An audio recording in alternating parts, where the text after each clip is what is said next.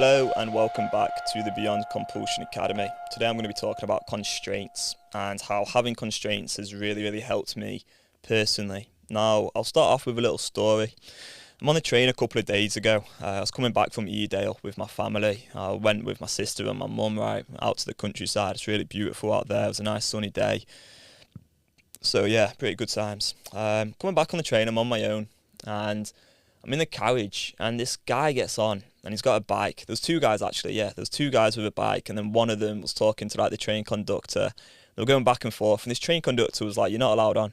Like, get off. Like, you're not allowed on. There's too many people on this train right now, and it's not going to be safe for you to get on this train." But I'm looking around and I'm thinking, well, there is. Like, there's a lot of space. Like, what are you talking about? And this train conductor was just saying it in such a confrontational way. It's like he had this bias in his mind where he's like, these guys are not coming on the train. And these guys trying to get on the train as well, you know, you could tell they were like poorer sort of guys. I don't know if this guy had some bias against that or something. But I would like to think I'd always stand up for someone in that situation. So I did. You know, I got out of my seat and I go up to the train conductor and I'm like, wait, hang on a minute. There's all this space here. Why don't you just ask for some of these passengers who are standing up to come down into this part of the carriage and stand up here, and then the two guys with the bike can get on and then everything's good, right? And so these people standing up in the other carriage, they heard me as well because I said it quite loudly, and they were like cool with that as well. So they walk down into the carriage that I'm in and they just go there, and then the two guys with the bike get on, and otherwise they would have had to wait for another train for 2 hours. So they were getting into like this heated argument with the conductor, and it was all just getting a bit out of hand. And the conductor had actually said as well, like, "I'll call the police if you don't get off the train." So fortunately, we managed to solve this situation. The two guys with the bike get on, conductor's all right with things, and everyone's standing up on this train. It's all right, and I'm actually sat down, so I'm chilling as well. So anyway, that happens. Now, let's think about constraints here.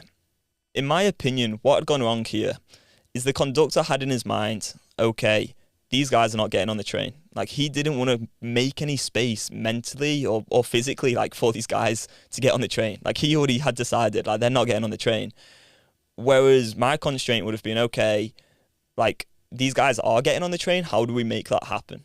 Like, that's the way I was thinking about it, is, okay, well, let's just assume that we're going to get these guys on the train because the next one's not for another 2 hours and they'd be very upset about that. So let's get them on the train, you know. Let's make that the thing that we're working towards, and we'll find a way of doing that. So yeah, it managed to work out right. And so this sort of concept can apply to every area, everything that you do in life. Once you decide for yourself, this is going to happen, I'm going to make this happen, then you can decide how you're going to go about doing that, essentially. So like for me with the porn addiction, it was like, okay, I am going to overcome this problem. I don't really care how I go about it. I'm going to go on a mission to achieve that goal. And so that's how I started the podcast like many years ago, talking about finally quitting porn, sharing my journey, talking about relapsing, eventually get in touch with Mary Paulis. She'd heard me relapse. She'd heard me talk about relapsing. Be a bit weird if she'd actually heard me relapse. So yeah, she'd heard me talk about relapsing, and yeah, she gives me the coaching so I can achieve the goal that I wanted to achieve.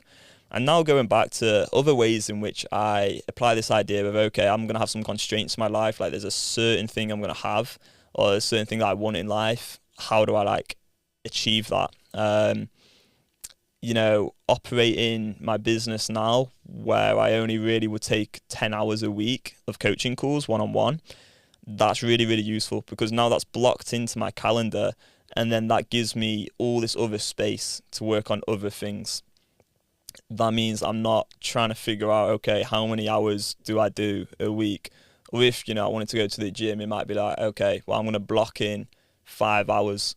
And then you can see how much space is left for all these other things. So my calendar nowadays is pretty mapped out, you know, from sort of 8 o'clock in the morning till 6. There's quite a lot of things mapped out. But then, here's the exciting part for me personally, is there's also quite a lot of white space as well.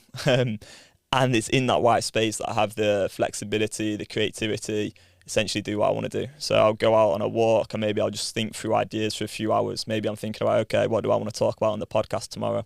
Or maybe I just go and call a friend or family member and go out for a walk with them, or see someone, or do something else, or be creative in some different way. And I think for me, having these constraints where I decide, okay, what am I willing to do? What am I refusing to accept in my life has been really, really useful.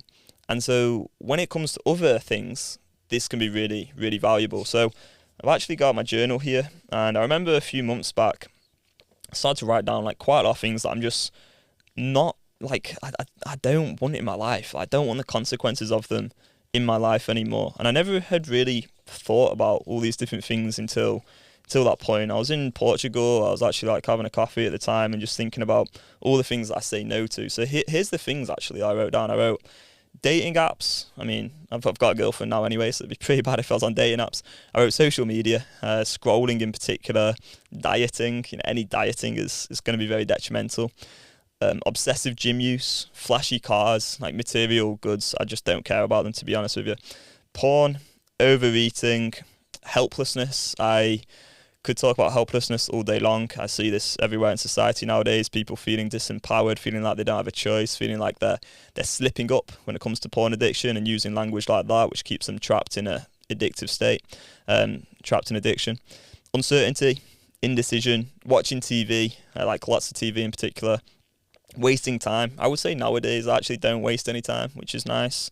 Never really thought I'd be able to do that, but when you realise that you've got a choice moment by moment with everything you do, and you're always focused on what am I choosing to do and why, you realise that you actually can get to a position where you literally never waste any time at all, which sounds a bit crazy.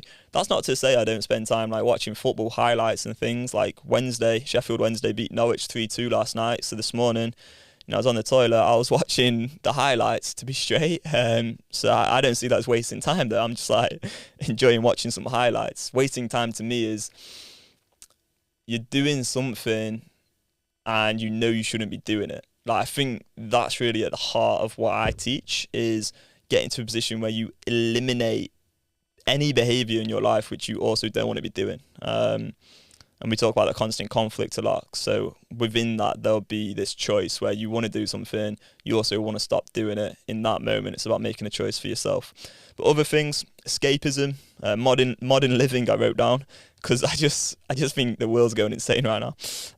Phone use with people. I think that's probably just like excessive messaging. Oh, and then always working as well. That's another thing I say no to. And then I wrote down as well, like things I say yes to. So I wrote intentional living, minimalism, good health, empowerment, confidence, self-respect, connection, freedom, love, certainty, free time, direction, clarity, feeling proud of myself, feeling sure of myself, generosity, open-heartedness, and compassion. So that was quite nice, quite an enjoyable exercise. Maybe you want to do that yourself. It's just write down a list of things that you're gonna start saying yes to, and then the things that you don't want to have the consequences of in your life anymore, and realise that it is possible to fully go beyond living a life within compulsion. And there's so many more things that you can actually choose for yourself in your life, and so many things that you can essentially stop doing in your life as well. Hopefully this podcast has been useful to you. If you would like to learn more about the Beyond Compulsion method and read the sort of emails that I write every day, then we've got an email list and a free training. So you'll leave, if you want, you can leave, what am I on about? I'm so bad at this ending part of the podcast. So yeah, there'll be a link in the description. That's what I meant to say. Yeah, you can get on that email list if you want to. Hopefully see you there. Thanks again, and we'll see you in the next one. Cheers. Bye-bye.